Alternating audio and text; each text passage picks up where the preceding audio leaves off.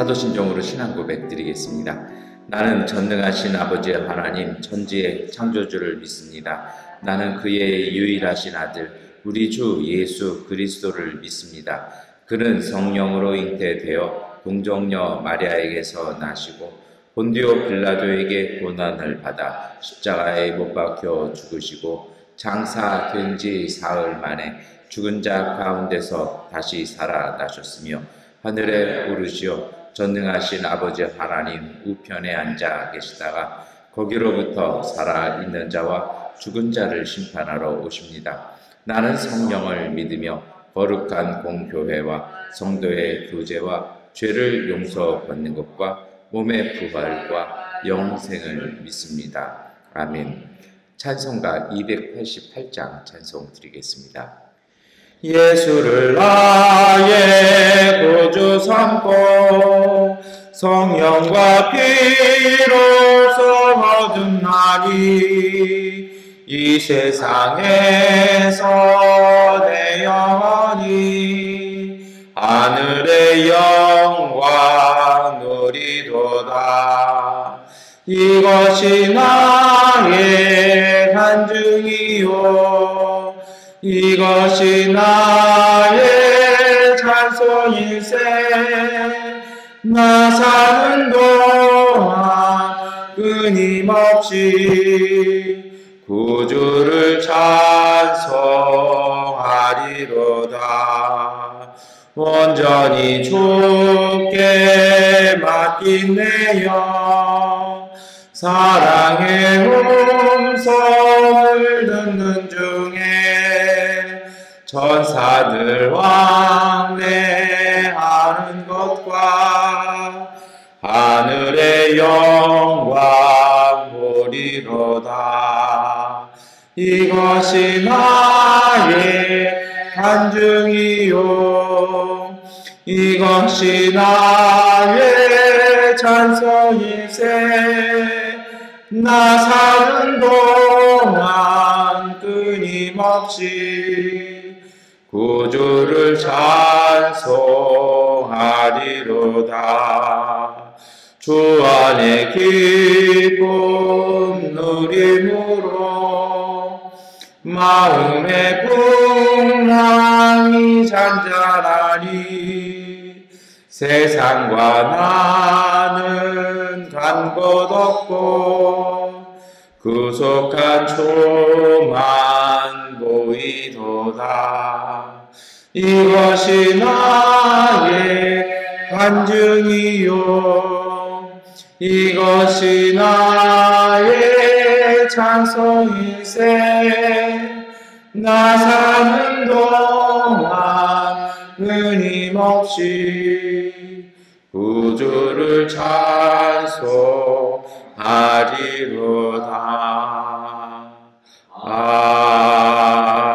아멘. 빌립보서 2장 12절부터 16절까지의 말씀 세 번역권 성경으로 함께 읽겠습니다.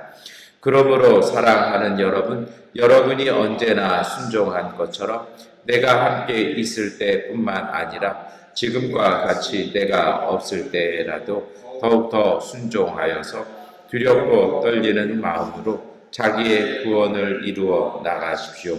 하나님은 여러분 안에서 활동하셔서 여러분으로 하여금 하나님을 기쁘게 해 드릴 것을 염원하게 하시고 실천하게 하시는 분입니다. 무슨 일이든지 불평과 시비를 하지 말고 하십시오. 그리하여 여러분은 흠이 없고 순결해져서 구부러지고 뒤틀린 세대 가운데서 하나님의 흠없는 자녀가 되어야 합니다. 그리하면 여러분은 이 세상에서 별과 같이 빛날 것입니다. 생명의 말씀을 굳게 잡으십시오.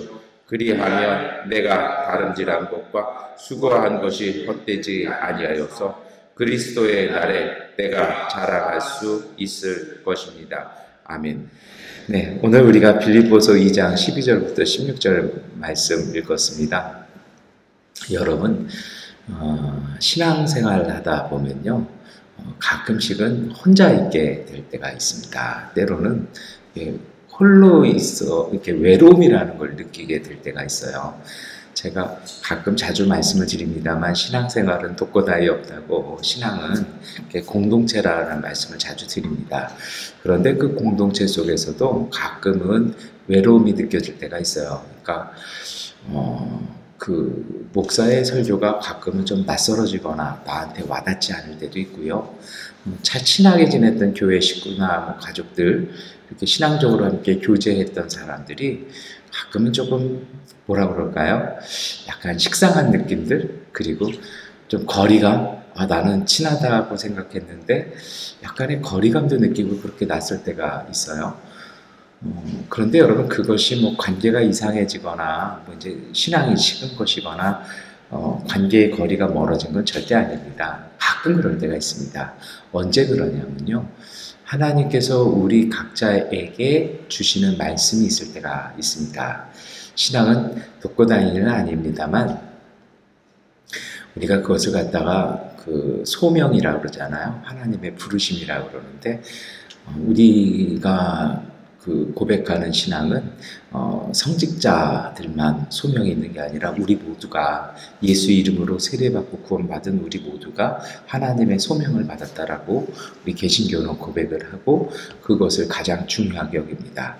소명받았다라는 것은요, 각자마다 해야 될 일이 있고 우리 각 사람만이 꼭 우리가 움직여야 될 일들이 있다라는 것입니다. 때로는 가야 할 길이 있다라는 것이죠. 공동체라는 것은요, 그 길의 방향성이 서로 어울려 조화를 이루기 때문에 교회 공동체라고 이야기하는 것입니다. 그러다 보면 가끔 신앙생활은 그럴 때가 있어요. 혼자여야 할 때가 있고요, 외로움을 탈 때가 있습니다. 아마도 빌립보서 2장은요, 저는 사도 바울이 그런 것을 염두에 두고 쓴 것 같다라고 생각을 합니다. 이 빌립보 교회에 사도 바울이 아마도 좀 자주 못 갔던 것 같아요. 그러니까 바울이 이제 빌립보 교회에 편지를 보내는 것입니다. 그렇게 보내면서 뭐라고 얘기합니까? 12절 말씀에 내가 있을 때든 없을 때든 여러분들께서는 더 순종하여서 두렵고 떨리는 마음으로 자기의 구원을 이루어가라고 합니다.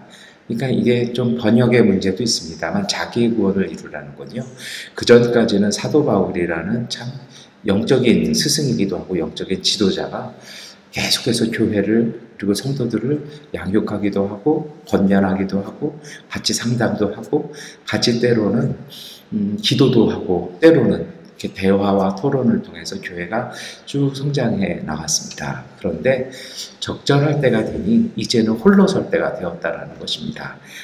바울이 뭐라고 얘기합니까? 스스로 자기의 구원을 이루어가라고 하는 이 말씀을 우리가 좀 깊이 들어야 할 것입니다. 어제 제가 그런 말씀 드렸어요. 모범성에 종류가 있다라고요. 그리고 신앙에도 종류가 있다라고요. 바른 신앙이고 건강한 신앙은요, 예전에 그런 예수님 시대 때나 중세 시대, 우리 시대 때는 별로 없습니다만 예전에 이렇게 보면요, 어디 뭐 사막이나 산속에 올라가서 이렇게 신앙생활 하시는 분들이 있어요. 이제 그런 분들 보면은 이제 저희가 그런 생각이 들죠. 좀 특별하지 않나. 근데 그렇게 나가서 그렇게 신앙생활 하시는 바르게 수도 생활이라고도 하죠. 하시는 분들 보면 하루 일과가 이렇게 널널할 것 같은데 왜 혼자니까요? 왜 그렇지 않습니다. 굉장히 규칙적이고 굉장히 치열한 삶을 살아야 합니다. 제가 이런 말씀 드리니 이것입니다. 오늘 우리의 신앙생활은요, 어느덧 어느 순간 누군가 앞에서의 신앙이 더 많습니다. 누구와 더불어의 신앙도 많아요. 저는 개인적으로 제가 그렇게 큰 교회 목회를 별로 하고 싶은 마음이 없어요. 왜 그러냐면 잠깐 그렇게 그래도 조금 규모 있는 교회에서 부목사 생활을 오래 했었는데요. 거기 있다 보니까 느껴지는 게 뭐냐면 이렇게 떠밀려가는 듯한 느낌이 나는 것입니다. 예? 성도들이 기도하니까 목사니까 같이 기도해야 되고 또 저만 그런 줄 알았더니 다들 그러세요. 기도 시간이고 안 나오면 목사님이 전화하고 어느 권사님이 전화하시고 그러니까 나가야 되고 그래요. 근데 여러분, 제가 드리고 싶은 이야기는 오늘 좀 조심스럽게 말씀을 드립니다만 이것입니다. 기도 생활을 쭉 했는데 어느 순간 기도하기가 싫어질 때가 있어요. 기도 자체가 안 될 때가 있어요. 나가 앉아 있는 것 자체가 이게 좀 시간이 무의미한 것 같기도 하고, 이게 정말 이게 싫어질 때가 있어요. 그건 부정할 수 없는 사실이고요. 기도하는 모든 분들이 경험하는, 그리고 신앙생활하는 모든 분들이 경험하는 사실입니다. 그런데요, 여기에서 갈라져요. 무엇이냐면요, 그렇게 기도가 안 되거나 신앙생활이 뭔가 이렇게 끊어질 때는요, 사실은 이제 몇 가지 경우인데 대체적으로 두 가지죠. 한 가지는 뭔가 오늘 우리의 자세가 이렇게 굴절되었다는 겁니다. 뭐가 어디에 쏠려 있거나 어디에 마음을 빼앗겨 있으면 당연히 안 되죠. 근데 두 번째 경우는 어떤 때냐면요, 그 기도의 어떤 모습이나 형태나 그런 것들을, 제목이나 기도 내용들을 하나님께서 바꿔야 할 때로 주실 때가 있습니다. 그것이 하나님의 침묵이라고 이제 수도 생활하시는 분들이, 그 수도원에서 영성 활동하시는 분들이 그런 얘기 하시거든요. 하나님의 침묵을 직면할 때, 그때 우리는 우리 자신을 다 점검해보고 정말 이것이 오늘 우리에게 적절한 것인지를 살펴보고, 그리고 뭔가 새로움으로 채워야 할 시간이라는 것입니다. 그런데 문제는요, 이 두 가지, 어떤 하나님의 침묵이라는 좀 굉장히 낯선 이 시간을 잘 못 견디는 이유 중에 하나가 무엇이냐면, 나 혼자서의 신앙이 낯설기 때문이라는 것입니다. 항상 함께 있어요. 항상 수많은 사람이 있었어요. 항상 그래도 뭐 적어도 한 서너 명 주변 사람이 있었어요. 근데 어느 순간인가 하나님께서 정하신 때가 되고 어느 정도의 단계가 되면 하나님께서 콕 집어서 불러내시는 때가 있다는 것입니다. 그럴 때가 되면요, 이 나와 하나님과 이 대면하고 직면하는 시간이 굉장히 낯선 분들은 그 시간이 불편해집니다. 기도가 잘 안 되죠. 신앙이 없어요. 이상하게 그럴 시간에 하나님은 오늘 우리를요, 조금 사람들 사이에서 떼어놓는 경우가 있습니다. 마치 양떼 중에 양이 좀 병이 걸렸어요. 치료가 필요해요. 그 목자들이 어떡합니까? 우리가 뭐 다큐멘터리나 이런 거 잘 봅니다만, 그 뭔가 고침이 필요한 양들을 목자들이 따로 빼어내어서 양떼들과 구별해놔서 고쳐주고 치료해주고, 때로는 뭐 필요한 조치들을 이렇게 해주고 나서 돌려보낼 때가 있습니다. 모든 신앙에는요, 그 단계들이 주기적으로 옵니다. 그런데 건강한 신앙은 그 하나님과 나와의 독대가 불편하지 않아요. 왜 그렇습니까? 평소의 신앙이 하나님과 마주하는 신앙이었기 때문에 가능하다는 것이죠. 오늘 이 빌립보 교회에 문제가 생겼습니다. 영적인 지도자였던 바울이 떠나가요. 그러고 나니까 이 교회 식구들이 흔들리기 시작하는 것입니다. 바울이 있을 때는 열심히 기도하고 열심히 성경 읽고 열심히 전도도 하고 삶을 건강하게 살아갔던 이 사람들이 그런 영적인 그 권위 있는 사람이 살아니까 흔들린다라는 것이죠. 그러니까 바울이 뭐라고 얘기하는 것이냐면요, 스스로 자기의 구원을 이루어가라는 것입니다. 근데 필요한 것이 있어요. 두렵고 떨리는 마음이요. 나 혼자 어떻게 하지? 무서워서 어떡하지? 과연 내가 할 수 있을까가 아니라, 여러분, 우리 스스로의 어떤 고백들, 그 담대함을 가지고 하나님의 때, 하나님의 시간이 되면 하나님 앞에서 우리가 오롯이 바로 서야 하는 거다라는 것입니다. 그 경험을 한 번, 두 번 겪은 분들은 그 다음부터는요, 공동체와 함께 하지만 공동체에 의해서 흔들리는 신앙이 아니라 스스로 공동체를 세워나가고 공동체와 더불어 하나님을 만나는 건강한 신앙이 됩니다. 그것이 사실은 영적인 성장이기도 한 것이죠.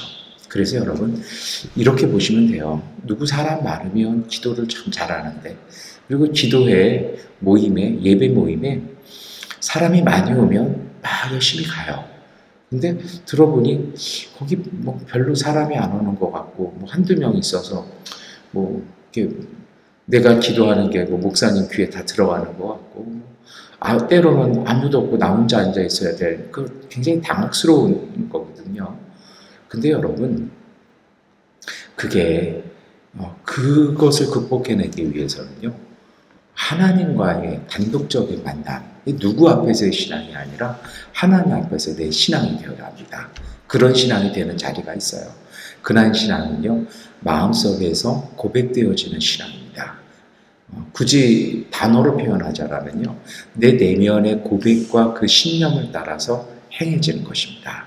그리고 그 행함을 위해서요, 두렵고 떨리는 마음을 떨쳐두고요, 오늘 우리를 일으켜 세우셔서 오늘 우리를 불러내시는 하나님을 향한 담대한 믿음으로 혼자 설 수 있는 것입니다. 이러한 모습이 저는 어린 사무엘의 모습이라고 생각합니다. 이 사무엘이 살았던 시대, 그 어렸을 때 시대가 쉽지 않았습니다. 블레셋에 의해서요, 이 민족의 어떤 존망이 어려운 상태입니다. 심지어는 얼마 되지 않아서요, 법궤조차 빼앗깁니다. 그런데 모두가 법궤도 빼앗기고 대제사장 그 가문이, 그 영적인 지도자가 그 집안이 몰락하고 전멸한 그 위기 속에서 이 어린 사무엘이요, 호련히 일어나서 이스라엘에 빛을 비추기 시작합니다. 그 시작이 어디였습니까? 혼자서 밤에 성소에서 기도하며 사무엘은 주님의 음성을 듣습니다. 아무도 없이, 가족도 없이, 아무도 없이 어린 소년이 정말 밤이든 낮이든 아침이든 새벽에든 하나님 앞에 기도하면서요, 들었던 그 주님의 음성. 그리고 놀라운 것은요, 그 어린 소년이 들었던 주님의 음성, 그리고 그 소년이 그것을 고백해내는 이야기가 하나도 땅에 떨어지지 아니하고 그대로 이루어지면서 그 어린 소년이 자라나가면서 민족을 이끌기 시작했다는 것이죠. 사람들은 법궤를 잊어버렸습니다. 잃어버렸는데 아예 잊어버렸어요. 찾아올 생각을 안 해요. 법궤 스스로가 돌아왔는데 찾으려고 하질 않아요. 왜 그랬을까요? 이스라엘의 신앙이 어두워진 것이 아니라 사실은요, 그들은 이미 법궤가 별로 필요가 없었던 것입니다. 왜요? 사무엘을 통해서 살아있는 주님의 말씀이 전해지고 있었기 때문입니다. 그리고 실제로 그로부터 성경에 법궤는 잘 나오지 않습니다. 그냥 뭐 다윗 때 한 번, 솔로몬이 성전에 안치할 때 한 번, 그 외에는 나오지 않습니다. 여러분, 오늘 우리도 우리 혼자서, 우리 홀로 하나님 앞에 서야 될 시간이 있습니다. 나 홀로 기도해야 되고, 교회 식구 모두가 나오지 아니하는 이 예배실에서 기도의 불들을 밝혀나가야 될 때가 있습니다. 그런데 여러분 기억하십시오. 이 시간을 통해서 하나님은 오늘 우리 가운데 놀라운 일을 이루어 주십니다. 그것이 바로 13절 말씀입니다. 우리 13절 말씀 함께 읽겠습니다. 하나님은 여러분 안에서 활동하셔서 여러분으로 하여금 하나님을 기쁘게 해 드릴 것을 염원하게 하시고 실천하게 하시는 분입니다. 아멘. 여러분, 우리가 혼자서 있는 것 같지만 우리가 홀로 있는 그 자리, 정말 나도 남들처럼 집에서 편히 좀 있을까? 나도 남들처럼 대충 그냥 그렇게 할까? 그 마음 이겨내고 하나님 앞에 나와 있는 오늘 우리 안에 아무도 없지만 하나님은 우리 안에서 활동하셔서 우리에게 깨닫게 하신다는 것입니다. 그래서 하나님을 기쁘게 해드릴 것, 이기적으로 하나님을 기쁘게 해드리는 것이 아니라 하나님의 진리와 하나님의 뜻을 실천할 것을 우리로 알게 하셔서 하나님이 그것을 이루어 가신다는 것입니다. 이것이 바로 소명이고 그것을 바라보고 고백하는 것이 소망일 것입니다. 그러한 오늘 우리가 해야 될 일이 있죠. 그것이 14절, 15절 말씀입니다. 함께 읽겠습니다. 무슨 일이든지 불평과 시비를 하지 말고 하십시오. 그리하여 여러분은 흠이 없고 순결해져서 구부러지고 뒤틀린 세대 가운데서 하나님의 흠없는 자녀가 되어야 합니다. 그리하면 여러분은 이 세상에서 별과 같이 빛날 것입니다. 아멘. 그러한 삶을 살면서 오늘 우리가 할 것이 있습니다. 그렇게 하나님 앞에서 부름받은 사람들이 할 것은 겸손한 것입니다. 겸손하면서 온전한 것일 것이죠. 누구에 대한 원망과 불평이 우리 가운데 있어서는 안 됩니다. 원망과 이 불평과 시비라는 말이요, 참 그리스어에서는 묘한 단어입니다. 왜냐하면 우리는 이 불평과 시비라는 말은 이렇게 쓸 수 있잖아요. 근데 그리스어에서는 이걸 뭐라고 표현하냐면 사실은 바로 번역하기가 어려워요. 왜냐면 이게 의성어예요. 예를 들면 이런 거 있잖아요. 뭐 딸깍딸깍. 그러니까 굳이 이거를 직역하자면 이렇게 할 수 있습니다. 찡찡거리거나 뭐 이렇게 할 수 있는 거죠. 왜 그러냐면요. 왜 의성어를 쓰냐면 이러한 불평이나 시비는 형체가 없는 거라는 거예요. 그냥 뭐가 움직여질 때 나는 소리에 불과하다라는 것이죠. 그래서 사실은 불평이라는 건요, 감정이 섞여 있는 그런 중얼거림에 불과하다라는 것입니다. 이 시비라는 것은 뭐냐면 발음에 대한 이 지적인 것에 동의하지 않는 불만입니다. 그러니까 그것이 옳은 것에 대해서 내가 그것 때문에 불만을 표기하고 이게 문제다 해서 막 시시비비를 다툰다고 그러잖아요. 그렇게 되는 것이 아니라 굉장히 주관적이라는 것입니다. 그러니까 이 말씀은 단순히 누구 원망하지 마시고 누구랑 다투지 마시고 이 뜻이 아니에요. 그것은 무엇입니까? 헛된 감정이나 이것에 휘둘리지 마시고 그러면 어떻게 될까요? 그래서 나오는 말이 15절부터 흠이 없고 순결해지라는 것입니다. 흠이 없고 순결하다라는 말은요, 어떤 뜻일까요? 주님의 말씀 앞에서 하나님의 말씀을 온전히 붙잡는 사람 되라는 것입니다. 이것이 함께 가지 아니하면 영적인 성장은 이루어지지 않는다라는 것이죠. 여러분, 그래서 사도 바울이 오늘 우리에게 권하는 것이 있습니다. 그것이 16절 말씀인데 우리 함께 읽겠습니다. 생명의 말씀을 굳게 잡으십시오. 그리하면 내가 다름질한 것과 수고한 것이 헛되지 아니하여서 그리스도의 날에 내가 자랑할 수 아멘. 필요한 것이 있어요. 어떤 감정적인 것들, 어떤 우리의 눈에 마음에 느껴지는 것들, 그것이 아니라 우리가 주목해서 붙잡아야 될 것은 하나님의 말씀이라는 것입니다. 그 말씀을 오늘 우리가 지켜서 행했으면 그저 감사하면 될 것이라는 것입니다.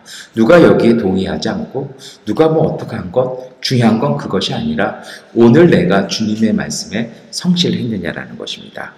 그런 다음에 이루어지는 것이 있죠. 그렇게 하면 나오는 말이 다름질한 것과 수고한 것이 헛되지 않을 것이라는 것입니다. 그 앞에 14절, 15절에 제가 뭐 이렇게 감정, 원망, 시비 뭐 이런 말씀 드렸잖아요. 이런 것이 약간 헛된 것이라면 주님의 말씀을 붙잡고 살아가는 사람들 안에 사실 그래요. 신실하게 살면요, 후회만 올 수 있어요. 나 혼자 억울하지 않나? 나 혼자 한다고 이게 뭐가 바뀌나? 이것이 보통 사람들의 생각입니다.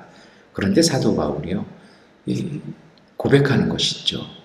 그렇게 생각할 수 있으나 그럼에도 불구하고 주님의 말씀을 붙잡으신다면 하나님의 말씀이 여러분 안에서 그 일들을 이루어 가실 것이라는 것입니다. 여러분, 오늘 우리가 주님 앞에서 홀로 우리가 믿음의 고백 따라 실천한 신앙의 행동들, 그 삶들, 그것이 누가 알아주지 아니하고 세상이 인정해 주지 않는다 할지라도 하나님의 말씀을 붙잡고 그 일을 믿음으로 성실한 모습으로 살아가시는 분들을 통해서 하나님은 모든 일을 이루신다라는 것입니다. 헛되지 아니할 것이라는 말씀이요. 그리고 15절에 나오죠. 그리하면 여러분은 이 세상에서 별과 같이 빛날 것입니다. 하나님께서 그것을 온전하게 하셔서 그 빛으로 세상을 비추게 하실 것이라는 것입니다. 이 새벽 예배 기간 동안, 드리시는 동안 또 여러 가지 바이러스 때문에 우리가 작은 모임이 모여서 예배드리는 그 속에 여러분 외로워하지 마시고 이 시간이 하나님께서 오늘 우리에게 큰 역사 이루시는 복된 시기임을 믿으시고 오늘 하루도 복되게 승리하시기를 축원합니다. 기도하겠습니다. 전능하신 아버지 하나님, 오늘 우리 안에 주님의 은총이 가득하게 하여 주옵소서. 오늘 우리를 불러주신 주님의 그 부르심 따라 우리가 주 앞에 나와 기도하고 말씀을 읽고 다시 주 앞에 엎드려 기도하오니 주님의 성령이 우리를 이끌어 주시는 그 이끄심에 순종하게 하여 주옵소서. 나 혼자의 외로움이 아니라 우리를 불러내어 주신 하나님과의 그 은밀한 만남들, 그리고 그 진실한 만남을 통해서 하나님, 오늘 우리의 기도와 우리의 고백들을 통해서 하나님의 놀라운 일들이 우리 안에 이루어지게 하여 주옵소서. 질병으로 인한 시간들, 그리고 어려움들 그 속에 휘둘리지 말게 하시고 생명의 주님의 말씀이 오늘 우리를 이끄시는 그 말씀 앞에서 주님께서 우리 안에 이루어 가시는 놀라운 역사를 보며 기뻐하며 주님을 증거하는 복된 믿음의 가족들 되게 하여 주옵소서. 예수 그리스도의 이름으로 기도드립니다. 아멘. 하나님께 기도하는 시간 갖겠습니다.